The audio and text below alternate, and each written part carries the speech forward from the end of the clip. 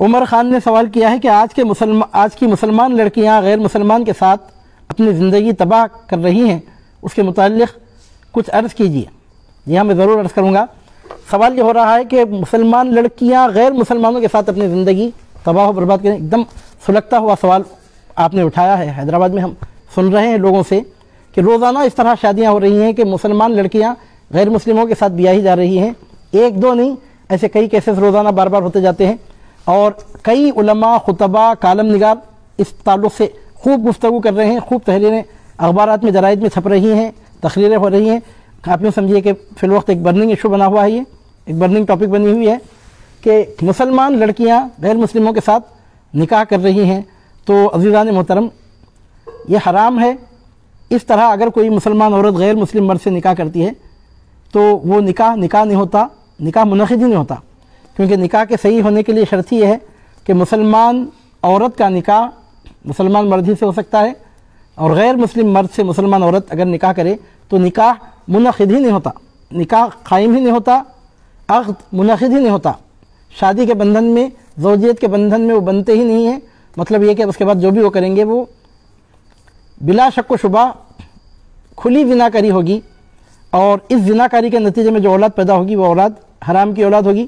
حرام کی اولاد ہونے کا مطلب یہ کہ ان کا نسب ان کے باپ سے ثابت نہیں ہوگا، کیونکہ زنا سے جو اولاد ہوتی ہے اگرچہ کہ وہ معلوم ہے کہ فلاں کا بیٹا ہے، لیکن نسب ثابت نہیں ہوتا، اور جب نسب ثابت نہیں ہوتا تو ہزاروں قسم کے فتنے، فساد، تباہیاں، بربادیاں آتی ہیں، اور ہزار قسم کے فتنوں کے دروازے کھلتے ہیں۔ نسب ثابت نہیں ہوتا کا مطلب یہ ہے کہ شرعی قوانین کے اعتبار سے ایسی اولاد جو زنا کے نتیجے میں پیدا ہو اپنے باپ کے مال وراثت میں حصے دار نہیں ہوتی، مال میں سے اس کو وراثت نہیں ملتی، اور وہ اس کا بیٹا مانا ہی نہیں جاتا، اور اپنے باپ سے ایسی اولاد کا نسب جڑتا ہی نہیں ہے، اور کسی طرح وہ اپنے باپ کی اولاد کہلانے کے قابل نہیں بنتی۔ عزیزان محترم، آپ دیکھیے کہ یہ کتنی بڑی خرابی ہے، اور کتنا بڑا شر ہے، اور کتنا بڑا فتنہ ہے، اور کیسا بڑا فساد ہے کہ جس کا دروازہ اس طرح کی بے روی سے کھل رہا ہے۔ دیکھیے، گناہ تو گناہ ہے۔ ایک آدمی شراب پی کے 2-4 گھنٹے شراب کے نشے میں دھت ہے، یقیناً حرام ہے، گناہ کبیرہ ہے، اور اس کے گناہ کا اثر اس کی شخصیت تک محدود رہتا ہے۔ لیکن ایک دوسری عورت غیر مسلم مرد سے اگر نکاح کر رہی ہے تو اس کے گناہ کا اثر اس کی ذات تک محدود نہیں رہ رہا ہے، اس کی ذات تک محدود نہیں رہتا، بلکہ اس کا اثر اس کی اولاد پر اس طرح مترتب ہوتا ہے، اور اس کی اولاد پر ایسا سخت حکم نافذ ہوتا ہے کہ ایسی عورت کی اولاد کا نسب ان کے باپ سے جڑتا ہی نہیں ہے۔ گویا اس طرح بہت بڑے فتنے، فساد پھیلتے ہیں، اور اس طرح کا گناہ کرنے کا نتیجہ صرف گناہ کرنے والی کی حد تک اس کا اثر نہیں پہنچتا، بلکہ دوسرے لوگوں کو بھی ایسا گناہ اپنی گرفت میں لیتا ہے۔ تو یہ سخت حرام ہے۔ اب اس میں ایسا کیوں ہو رہا ہے، اس تعلق سے بہت سارے مسلمین طرح طرح کی گفتگو کر رہے ہیں۔ جو جہیز کی لعنت ہے، جوڑے کی رقم کی جو لعنت ہے، کیا بول کے وصول کرتے ہیں اس لعنت کو، اس بھیک کو، جوڑے کی رقم؟ بعض جگہ کیا بولتے ہیں، بعض علاقوں میں اس کو کیا بولتے ہیں، نذرانہ۔ بھیک ہے وہ، نذرانہ ہے وہ، بھیک ہے۔ عزیزان محترم، کسی سے بے مقصد بھیک مانگ کر مال لینا اور پھر وہ لقمہ اپنے پیٹ میں لینا، ایسا ہے گویا انگارہ اپنے منہ میں لے رہے ہیں۔ ٹھیک ہے، ماں باپ اپنی خوشی سے جو جہیز دے رہے ہیں وہ الگ بات ہے، جہیز کے طور پر، یا ماں باپ اپنی مرضی سے خود دے رہے ہیں تو پھر بھی وہ تو خیر ہبہ کی تحفے کی شکل ہے۔ لیکن یہاں مشکل یہ ہے کہ مانگ کر لیا جا رہا ہے۔ خود دینے میں اور مانگ کر لینے کے بعد مجبوراً دینے میں بہت بڑا فرق ہوتا ہے۔ خود دینے میں ان کی خوشی ہوتی ہے، اس میں کوئی شرط نہیں ہوتی، لیکن یہ مانگ کر لینے کا معاملہ ہے، آپ یہ دیں گے تو یہ نکاح ہوگا، یہ دیں گے تو ہم شادی کریں گے، باقاعدہ اس کے بارے میں گفتگو ہوتی ہے کہ اتنا دیجئے۔ وہ لوگ بولتے ہیں بیچارے کہ ہم اتنا نہیں دے سکتے، اتنا تو ہم نہیں دے سکتے، اتنا لے لیجئے، بڑی مشکل سے کبھی آمادہ ہوتے ہیں۔ تو اس طرح گھوڑے جوڑے کے نام پر، نذرانے کے نام پر، اور اس طرح شادی کے موقع پر ڈوری کے نام پر یہ سفید لباس میں پھرنے والے بھکاری بھیک مانگتے ہوئے نظر آتے ہیں، جن کے بارے میں رسول پاک صلی اللہ علیہ وسلم کے ارشاد گرامی سے یہ بات ثابت ہوتی ہے کہ اگر کسی آدمی کو احتیاج نہیں ہے اور احتیاج کے بغیر اگر وہ بھیک مانگتا ہے اور ایسا لقمہ اس کے پیٹ میں جا رہا ہے تو گویا انگارہ اس کے پیٹ میں جا رہا ہے۔ عزیزان محترم، کسی سے بے ضرورت کوئی چیز مانگ کر، ضرورت ہی نہیں ہے اور مانگ کر، ضرورت کا مطلب کیا ہے یہاں پر؟ اب کوئی بولنے والے بولیں گے کہ ہماری بھی تو ضرورت ہے، بولتے ہیں کہ ایسا باقاعدہ کہ بچپن سے بچے کی پڑھائی پر ہم کو اتنا خرچہ ہے، اس کو ہم نے میڈیکل میں سیٹ دلوائی 1 کروڑ، اس کے لیے ہم کو ڈونیشن دینا پڑا، اب اس کے بعد ہم بچے کا ولیمہ کرنا چاہتے ہیں، وہ 5 لاکھ کا خرچہ ہے، اس کے لیے ایک گھر بنانا چاہتے ہیں، وہ 50 لاکھ کا خرچہ، اس طرح حساب ڈال کر بھیک مانگتے ہیں۔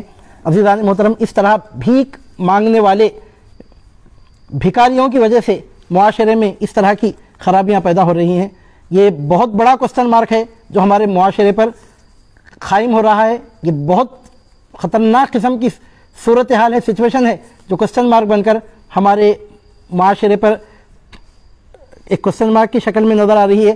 عزیزان محترم یہ جہیز کی رقم یہ جہیز کی لعنت کی وجہ سے بھی ایسا ہو رہا ہے, اور بھی اس کی خرابیاں ہو سکتی ہیں. زبان کھولتے ہوئے ڈر ہوتا ہے کیونکہ سینسیٹیو باتیں ہوتی ہیں, بعض ہر جگہ بولی نہیں جا سکتی ہیں, دیکھ سمجھ کر حالات کے لحاظ سے بھی گفتگو کرنا ہوتا ہے. وہ اصل میں کیا ہے, ہمارے پاس جو تعدد ازدواج کا کانسیپٹ ختم ہو گیا مسلمانوں میں, اس کی وجہ سے بھی یہ خرابیاں ہو رہی ہیں. ایک شوہر ایک ہی شادی کر کے رک جا رہا ہے, اس کے بعد دوسری عورتیں گھروں میں بیٹھی ہوئی ہیں. حالانکہ آپ ذرا پہلے زمانے تک دیکھیے, قرآن مجید میں اللہ تعالیٰ نے فرمایا فَانْكِحُوا مَا طَابَ لَكُم مِّنَ النِّسَاءِ مَثْنَىٰ وَثُلَاثَ وَرُبَاع. جو عورتیں تم کو پسند ہیں ان سے نکاح کرو, کم از کم کم از کم نہیں, دو, تین یا چار. یعنی جو ادنا درجہ اس آیت مبارکہ میں بتایا گیا 2 ہے, پھر 3 ہے, پھر 4 ہے. تو ہم دیکھتے ہیں کہ قریب زمانے تک بھی اس طرح کا عام رواج رہا. بہرحال میں اس پر زیادہ کھل کے تو گفتگو نہیں کر سکتا, اشارہ دے رہا ہوں کہ بعض وقت ایسا ہوتا ہے کہ کوئی بیوہ ہو جاتے ہیں ہمارے جان پہچان میں, ہمارے رشتہ داروں میں, ہمارے قریبی لوگوں میں. ہم دیکھتے ہیں کہ عورتیں بیوہ ہو جاتی ہیں اور بیچاریاں پوری زندگی پوری جوانی گھر میں بیٹھ کے کاٹ دیتی ہیں. تو ایسی صورتحال میں یہ تعدد ازدواج کا جو سلسلہ ختم ہوا, اس کی وجہ سے بھی شاید ایسی خرابیاں پیدا ہو رہی. اب یہاں ون سائیڈڈ بات تو نہیں کرنا چاہیے, دوسری طرف سے بھی بات کر رہا ہوں میں آپ کے سامنے کہ اگر ایک سے زائد نکاح کیا جائے تو پھر اس کے لیے 2 کڑی شرطیں ہیں. ان شرطوں پر اگر کوئی پابندی کے ساتھ عمل نہیں کر سکتا تو خیر اس کو تو ایک ہی بیوی پر اکتفا کرنے کا حکم ہے. پہلی شرط تو اس کے لیے یہ ہے کہ اتنی آمدنی اس کو ہو کہ دونوں کو 2 علیحدہ گھروں میں پوری خوشحالی کے ساتھ وہ رکھ سکے. اور دوسری شرط یعنی آمدنی سورس آف انکم اتنی زیادہ ہو کہ 2 گھر مینٹین کر سکے, یا 3 بیویاں ہیں تو 3 گھر, 4 بیویاں ہیں تو 4 گھر الگ الگ مینٹین کر سکے. اتنی آمدنی ہو, سورس آف انکم اس قدر زیادہ ہو. اور پھر اس کے لیے دوسری کڑی شرط یہ ہے کہ اس آدمی کی طبیعت میں ایسی انصاف پسندی ہو کہ مال اور وقت ان دونوں چیزوں کو خرچ کرنے میں پورے انصاف سے کام لے. خیر محبت کسی سے کم ہے, کسی سے زیادہ وہ تو دل ہے, وہ تو معافی, کسی سے اگر محبت زیادہ ہے وہ معاف ہے, لیکن مال خرچ کرنے میں اور وقت گزارنے میں بالکل برابری کے ساتھ معاملہ کیا جائے, پورے انصاف کے ساتھ کام لیا جائے, تو ایسی صورت میں اس کی اجازت ہے. خیر ایک دوسری بات درمیان میں نکل رہی ہے, مگر ایک ون آف دی کیا بولنا چاہیے مین ریزنس یہ بھی ہے کہ تعدد ازدواج کا جو سلسلہ ختم ہوا ہمارے پاس, شاید اس کی بھی خرابیاں ہیں. اور سب سے بڑا سبب تو جہیز کی لعنت ہے. جہیز کا مطلب خود سے ماں باپ جو اولاد کو دے لیتے ہیں, خیر اس حد تک تو خوشی سے جو دے رہے ہیں وہ ایک الگ چیز ہے, لیکن مانگ کر زبردستی جو مال طلب کیا جا رہا ہے, جو دولت لی جائے, بلکہ ایسی صورت میں ایسے بھکاریوں کو تو بہتر یہ ہے کہ اپنی لڑکیاں ان کے ساتھ بیاہ ہی نہ جائیں, کیونکہ جب اس طرح کی بھیک مانگنے کی ان کو عادت پڑ گئی تو کیا گارنٹی ہے کہ شادی کے بعد وہ ہماری بچی کو خوش رکھیں گے. آپ بھکاریوں کا پیٹ بھر کیسے سکیں گے اگر بعد میں پھر بھیک مانگنے لگے تو وہ تو ثابت کر رہے ہیں کہ فطرتاً بھکاری بن کے پیدا ہوئے ہیں, تو کبھی بھی بھیک کے لیے وہ ہاتھ آگے بڑھا سکتے ہیں. اور اگر ہم ان کی کرمنل خواہشات کو اگر پورے نہیں کر سکے تو کل کے دن ڈر ہے کہ کہیں ہماری بچی پریشانی میں نہ جائے, تو ایسے کرمنل سے بچ کے رہنے میں بھلائی ہے, بہتری ہے. اور دیکھیے شادی بیاہ کی بات نکل رہی ہے تو اور ایک بات بھی میں درمیان میں لا کے آپ کے سامنے عرض کر رہا ہوں کہ اسلام میں بطور خاص شادی کرنے کا جو حکم دیا گیا, جو تعلیمات پیش کی گئی ہیں شادی کرنے کے بارے میں, اس میں کفات کا مسئلہ بڑی اہمیت رکھتا ہے اور مسلمان اس سے غافل ہیں. اپنے کفو میں نکاح کرنے کا حکم ہے, ایسی زندگیاں کامیاب ہوتی ہیں. اگر آپ بہت مالدار ہیں تو تبھی آپ مالدار لوگوں میں نکاح کریں. اگر درمیانی انداز کی زندگی گزارنے والے ہیں, درمیانی انداز میں شادیاں کریں, درمیانی انداز کے لوگوں سے شادیاں کریں, ان کے گھروں میں رشتہ کریں. اگر خدا نخواستہ غریب ہیں, غریبوں کے گھروں میں رشتہ کریں, آپ کی زندگی خوشحال گزرے گی. لوگ کیا سمجھتے ہیں کہ اس طرح کی شادیوں سے اچانک ہماری زندگیوں میں انقلاب برپا ہو کر ہم بھی کچھ بن جائیں گے. یہ رزق کی تقسیم کے معاملے وہ اللہ تعالیٰ کے حوالے ہیں, انسان کو اس میں دخل نہیں دینا چاہیے. رشتے جو کامیاب ہوتے ہیں اپنی برابری والوں میں کرنے سے ہی رشتے کامیاب ہوتے ہیں. تو بہرحال ایک تو جہیز کی لعنت ہے, اس میں جہیز کا مطلب یہاں پر جہیز سے مراد جو مانگ کر جو رقم طلب کی جاتی ہے وہ. اور اس کا دوسرا سبب یہ بھی ہے کہ تعدد ازدواج کا سلسلہ مسلمانوں میں ختم ہو گیا, ایک ہی نکاح پر اکتفا کیا جا رہا ہے. وہ خیر وہ جو بھی ہے, اس تعلق سے میں زیادہ تو میں کچھ نہیں بولتا, مگر ون آف دی ریزنس یہ بات بھی سمجھ میں آتی ہے. اور اس کا تیسرا سب سے بڑا ریزن یہ ہے کہ ماں باپ کی لاپرواہی, ان کی غفلت, ان کی کوتاہی ہے. آپ نے بچپن سے اولاد کو دینداری اگر نہیں سکھائی تو اس کے نتیجے میں یہ معاملات سامنے آتے ہیں.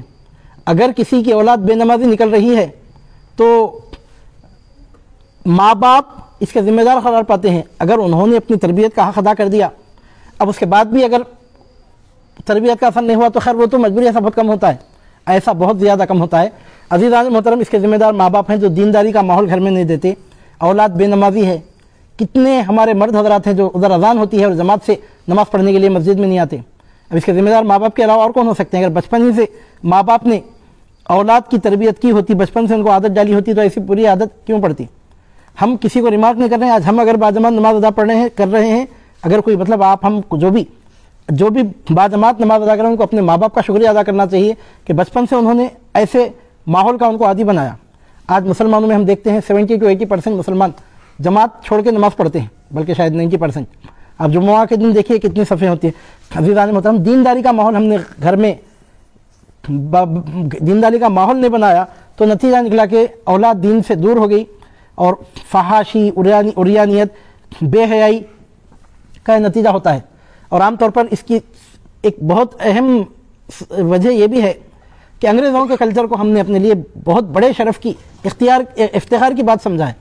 انگریزوں کے جیسا لباس پہن کر ہم سمجھتے ہیں کہ ہم بھی دنیا میں کچھ ہیں، انگریزوں کے جیسی وضع خطا اختیار کر کے ہم سمجھتے ہیں کہ بہت بڑا تیر ہم نے مار لیا، انگریزوں کے جیسا رہن سہن اختیار کر کے ہم سمجھتے ہیں کہ بہت بڑی ترقی ہم نے حاصل کی۔ نعوذ باللہ معاذ اللہ رب العالمین، مسلمان کی ہر ترقی رسول پاک صلی اللہ علیہ وسلم کی سنتوں سے جڑی ہوئی ہے۔ رسول پاک صلی اللہ علیہ وسلم نے ننگے سر کھانے پینے کو ناپسند فرمایا۔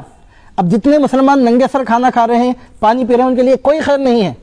جو ٹوپی پہن کر کھانا کھا رہے ہیں، پانی پی رہے ہیں، رسول پاک صلی اللہ علیہ وسلم کی تابعیت میں خیر انہی کے لیے ہے۔ ایک مثال ہے، چھوٹی سی مثال میں آپ کے سامنے، میں تو کھانا کھانے کی بات کر رہا ہوں، موجودہ زمانے میں تو لوگ معراج المومنین نماز جیسی عبادت ننگے سر ادا کر رہے ہیں۔ کیا یہی اہمیت ہے آپ کی نظر میں رسول پاک صلی اللہ علیہ وسلم کی سنت کی؟ معراج المومنین کے جیسی عبادت جب آپ ادا کرنے کے لیے آگے بڑھیں، کیا رسول پاک صلی اللہ علیہ وسلم نے اس طرح کبھی ننگے سر نماز پڑھی؟ نماز نہیں ہوتی کیا تو ہوتی ہوں گی، نہیں ہوتی ہوں گی بات کی بات ہے، سنت کا تقاضا کس بات میں ہے؟ عزیزان محترم، تو اپنی اولاد کو ہم نے انگریزوں کے کلچر کا عادی بنایا، نتیجہ یہ نکلا کہ رفتہ رفتہ ہوتے ہوتے وہ لوگ انگریزوں کے کلچر کے عادی بنتے بنتے ان کے رنگ میں ڈھل گئے، جس کا نتیجہ اس طرح کی زناکاریوں کی شکل، زناکاری کی شکل میں دیکھنے میں آ رہا ہے۔ تو اس حوالے سے اور بہت سی گفتگو کی جا سکتی ہے، لیکن میں بات کو خیر فی الوقت پھیلا تو نہیں سکتا۔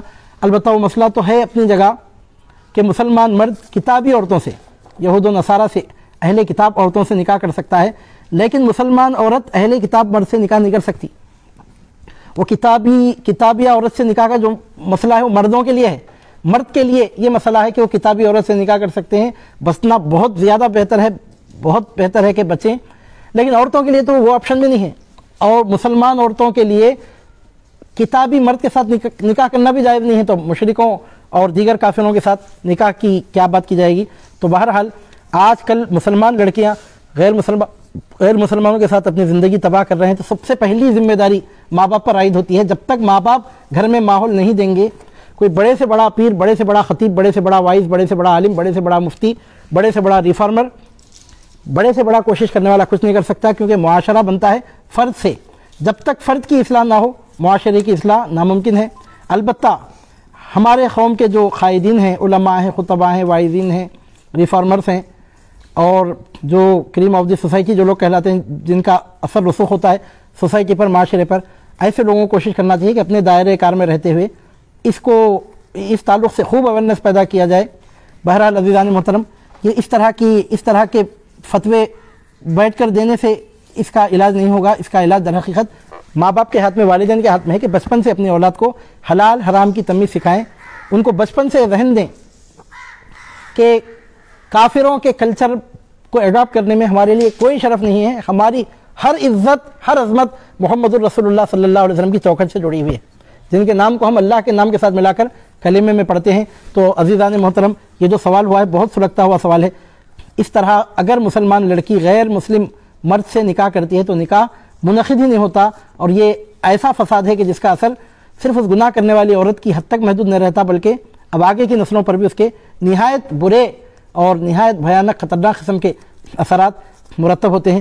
اس کا صاف سیدھا طریقہ یہ ہے کہ سب سے پہلا اسٹیپ اس کے لیے یہ لیجئے کہ جن کے بچے ابھی چھوٹے ہیں، اولاد کی تربیت کا کام ابھی آپ کے لیے باقی ہے، اپنی اولاد کو دیندار بنائیے، بے نمازی ہیں تو نمازی بنائیے، اگر گھر میں نماز پڑھ رہے ہیں تو ان کو مسجد میں جانے کا عادی بنائیے، رسول پاک صلی اللہ علیہ وسلم کی چھوٹی بڑی سنت پر عمل کرنے کا عادی بنائیے، طہارت کو جب وہ جاتے ہیں تو ان کو عادت ڈالیے کہ ٹوپی پہن کے جائیں، کھانے کے لیے بیٹھیں تو ان کو عادت ڈالیے کہ ٹوپی پہن کر بیٹھ کر کھانا کھائیں۔ چھوٹی چھوٹی سنتیں جن کو ہم سمجھ رہے ہیں، چھوٹے چھوٹے معاملات پر ہم عمل کریں گے تو پھر آگے چل کر بڑے بڑے معاملات پر عمل کرنا بھی ہمارے لیے آسان ہوگا۔